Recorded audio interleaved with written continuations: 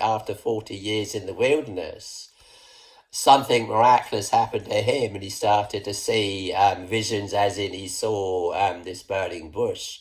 And from then onwards, God appointed an angel to work with Moses to lead them through the wilderness. So very much miraculous in that Moses had an angel working with him. And very much miraculous in that all of these miracles would follow Moses everywhere he went. He would survive by the miraculous, and the children of Israel looking to the miraculous for their very survival, looking to the miraculous for their daily food, looking to the miraculous for their daily drink even. I mean, you can go without food longer than you can without water. So God giving them water and food in the wilderness, giving them meat in the wilderness, all of these clouds flying in, giving them manna in the wilderness. So God bringing the children of Israel out of Egypt on eagle's wings. Ye have seen what I did unto the Egyptians, and how I bare you on eagle's wings and brought you unto myself. God bringing the children of Israel unto himself into the wilderness, where these miracles continue to Moses going to the top of the mountain, and God coming down to the top of the mountain, and the mountain altogether a quake. So very much these eagle's wings are symbolic of the great miraculous manifestations into the physical world. Are they seeing and hearing the voice of God with their own eyes and their physical ears? So let's jump in that with that in mind. Like I say, there's many Christians. There's this big quarrel going on all over the internet now, because we have the internet, means of communications, and many quarreling about the Great Tribulation, whether Jesus comes back before the Great Tribulation or after the Great Tribulation. Well, the tribulation, the final time period of man's great trouble on earth, when the trouble is so severe that, except those days should be shortened, there should no flesh be saved, and Christians believing they're going to be delivered out of this great tribulation, this time period of great trouble, when, in short, the Antichrist, the Prince of the Covenant, breaks the covenant in the middle of the week, and places the abomination of desolation, or in other words, places the image of the beast. And then we're all subjected to the prospects of receiving the mark of the beast or not.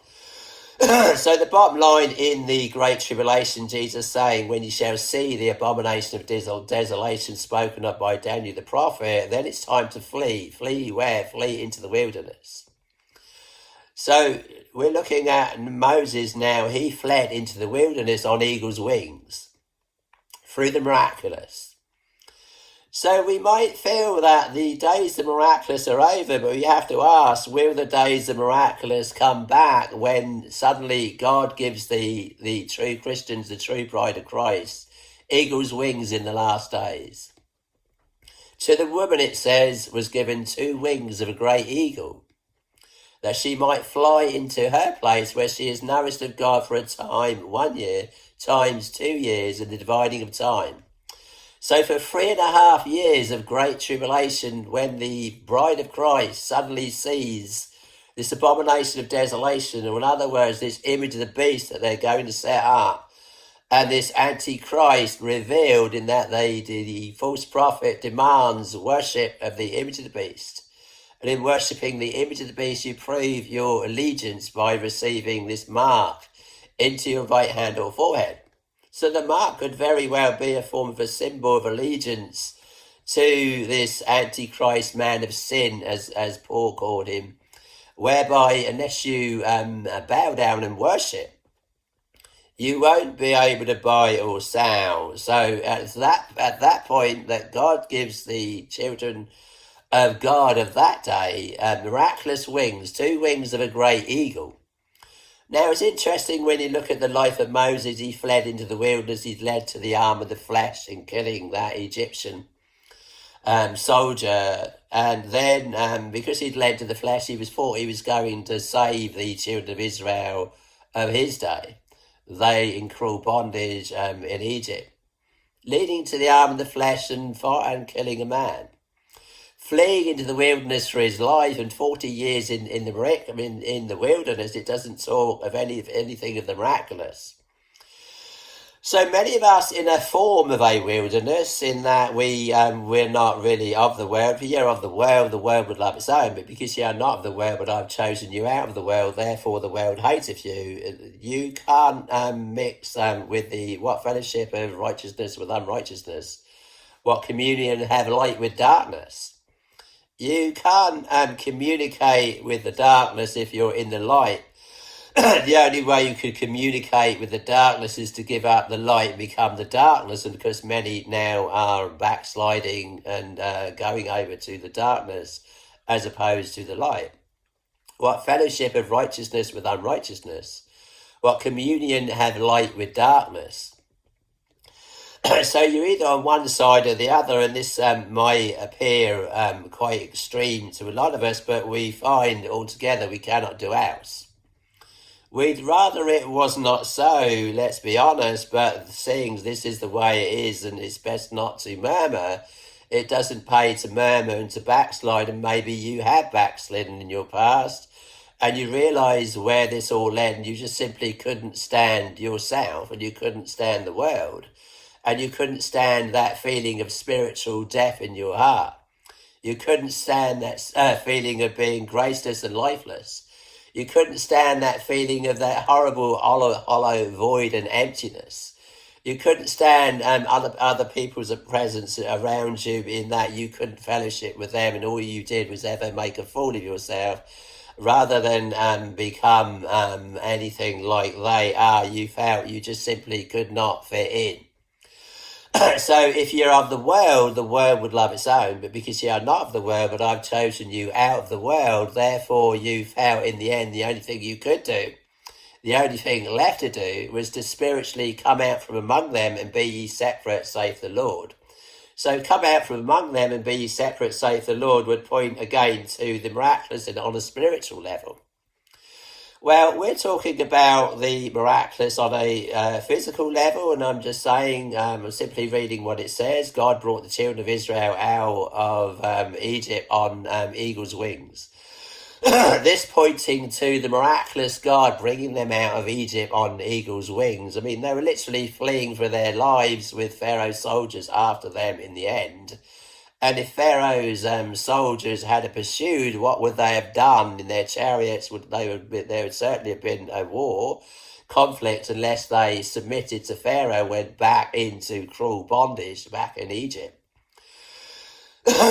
So very much a time period of persecution for the children of Israel of that day, and their lives very much on the line, and them facing the Red Sea, and God opening the Red Sea and bringing them out of Egypt through the miraculous, and the same Red Sea closing on Pharaoh's soldiers, and then surviving in the wilderness on eagle's wings through the miraculous.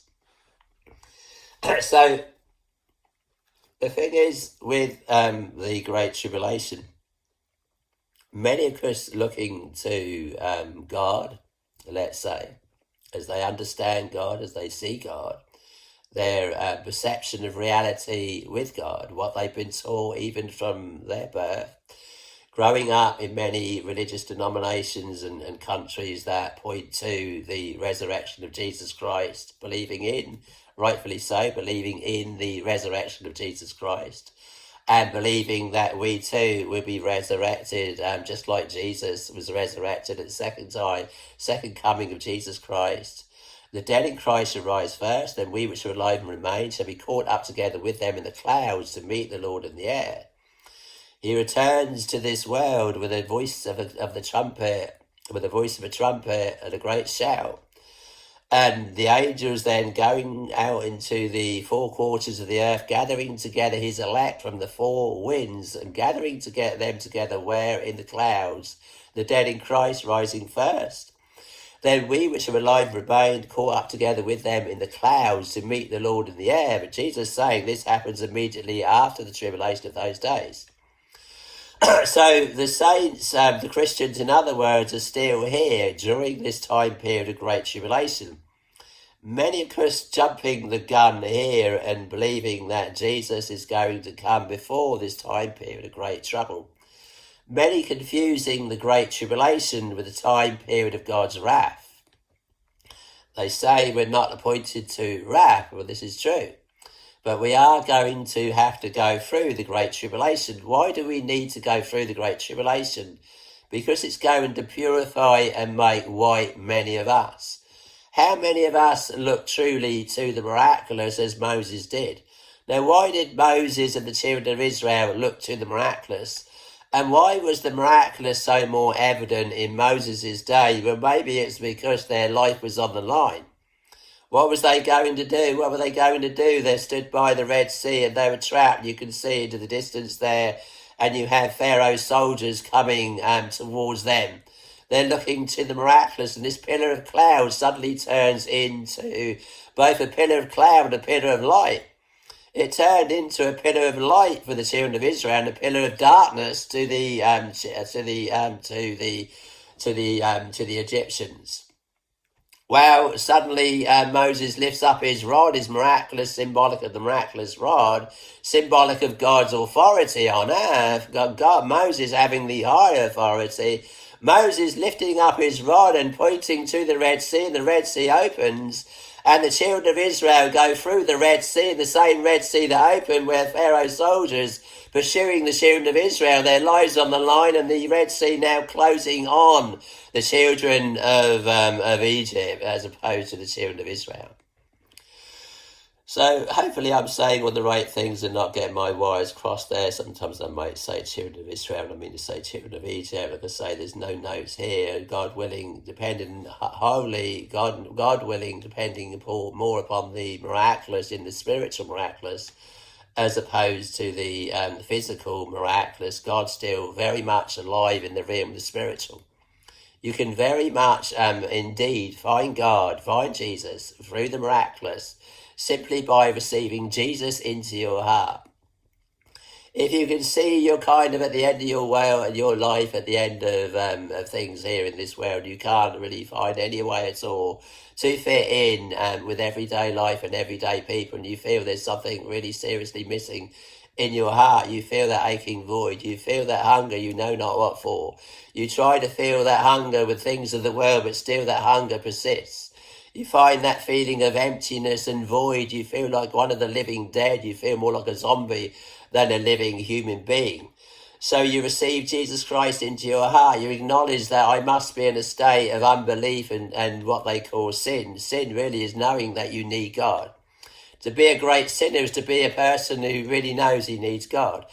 If you've run out of all of these sins that's supposed to make you happy, you've got into the idolatrous world, you've got into every lust, you've got into materialism, you've got into alcohol and not caring about anything, you've got into drugs. Whatever you've got into and you found that hollow void in your heart is still there, that feeling of isolation and death, that feeling that you can't fellowship with people around you.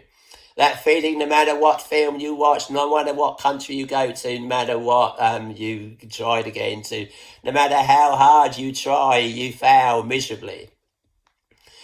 Well, when you feel like that, you're at the end of your rope, you're at the end of your days, you're at the end of your life, even that you wish you were dead and not alive. Maybe you'd rather die and take your chances with the other end, but why not simply receive Jesus Christ into your heart? Acknowledge that without me, Jesus said, you can do nothing. So receiving Jesus into your heart, ye who were dead in sins and trespasses have he quickened, it says. If you feel that you're dead in sins and trespasses, you're alive but dead in sins and trespasses, then receive, you have he quickened, in other words, made alive spiritually. So you acknowledge your death-like, sin-like, unbelieving state, and you suddenly see a hope in light. You hear a preacher, perhaps like me, God willing, you'll hear God's voice in my voice, and it's the Spirit of God speaking to you and calling you out of this world. You're of the world, in fact. The world would love its own. But because ye are not of the world, but I've chosen you out of the world, therefore the world hateth you. So you are strangers and pilgrims here. So ask Jesus Christ into your heart. Acknowledge you just can't make it without Jesus Christ. Ask Jesus Christ into your heart and enter into the realm of the spiritually miraculous. And having the miraculous God, the miraculous Jesus Christ in your heart. And then looking to Jesus, looking to the Word was made flesh and dwelt among us. And we still have the words of Jesus, and all pointing to the spiritual miraculous, and even pointing to the physical miraculous. And here we are in the last days, and we're looking to this the eagle's wings.